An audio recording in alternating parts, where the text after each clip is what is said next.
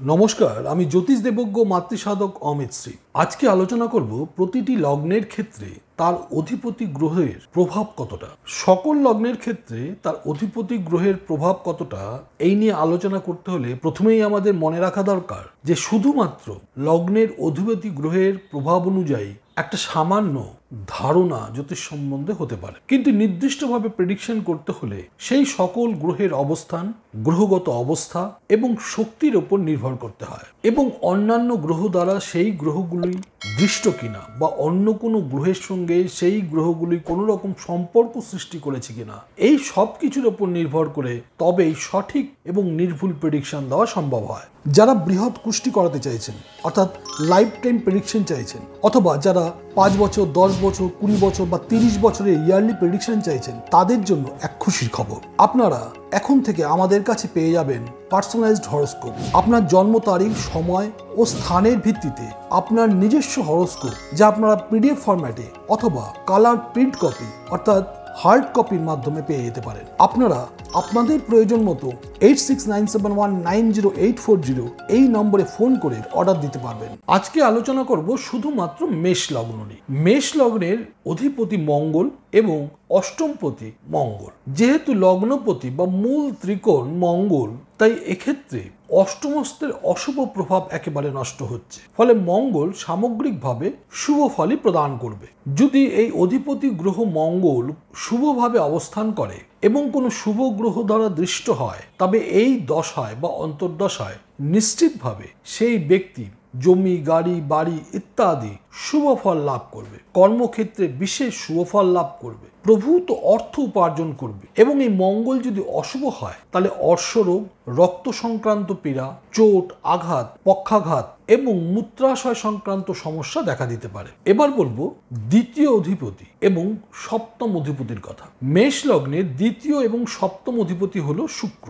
দ্বিতীয় এবং সপ্তম এই দুটোই অশুভ, দুটোই মারক। কিন্তু এই শুক্র আবার নৈসর্গিক শুভ গ্রহ।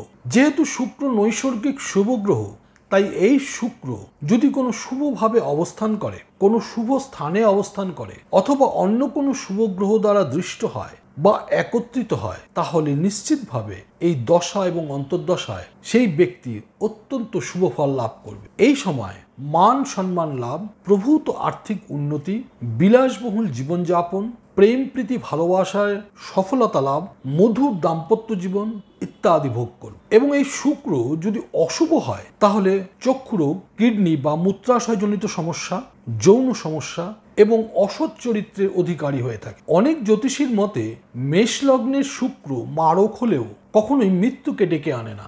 মেষ লগ্নের ক্ষেত্রে মৃত্যুকে ডেকে আনে একমাত্র শনি। মেষ লগ্নের তৃতীয় এবং ষষ্ঠপতি বুধ।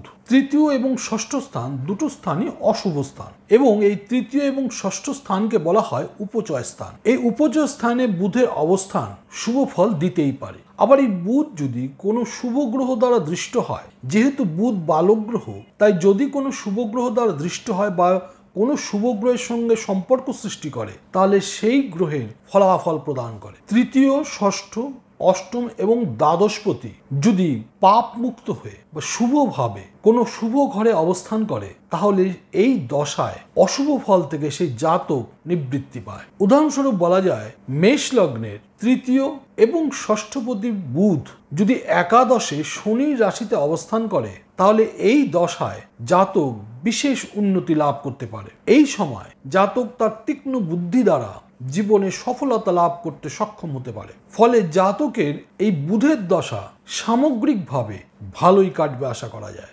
এবার বলবো চতুর্থপতির কথা।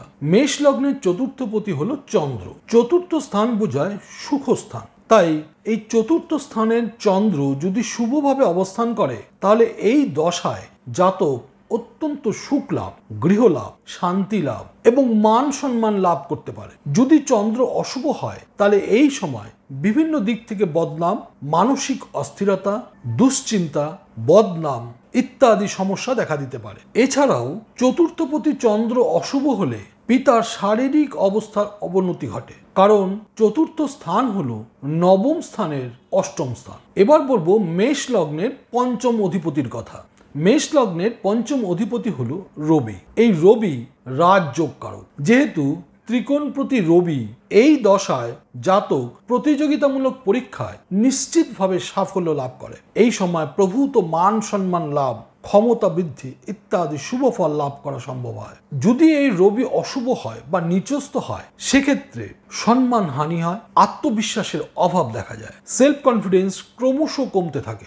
মেষ লগ্নে নবমপতি এবং দ্বাদশপতি হলো বৃহস্পতি। বৃহস্পতি নৈসর্গিক শুভ গ্রহ এবং যেহেতু নবমপতি অর্থাৎ ত্রিকোণপতি, তাই এক্ষেত্রে দ্বাদশের অশুভ প্রভাব থেকে মুক্ত হচ্ছে। তাই বৃহস্পতির দশায় যদি বৃহস্পতি শুভভাবে অবস্থান করে, তাহলে জাতক এই সময় প্রভূত মান সম্মান লাভ, প্রভূত অর্থ লাভ, সুখ ও সমৃদ্ধি ইত্যাদি লাভ করে। এই সময় বিদ্যায় এবং কর্মে বিশেষ সফলতা লাভ করে। জ্ঞান অর্জন এবং প্রভূত সুনাম অর্জন করা অত্যন্ত সহজ হয়। মেষ লগ্নের দশমপতি এবং একাদশপতি শনি।